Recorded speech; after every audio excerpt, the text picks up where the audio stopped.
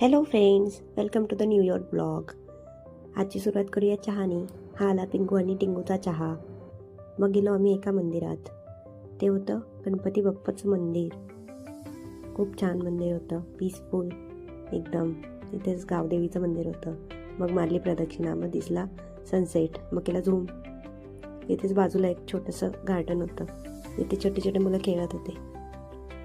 तुम्ही लावली आहे का अशी शर्यत कधी तुमच्या मित्रांसोबत? नक्की कळवा. मग गेलो आम्ही एका काकांच्या घरी, त्यांचा फ्लॅट बघायला. आमच्या फ्रेंडला घ्यायचा होता. त्यांनी बाल्कनी खूप छान सजवली होती, म्हणून एक छोटासा लुक. हा झोपाळा तर किती छान आहे. मग हा फाउंटेन, हेड बेडरूम.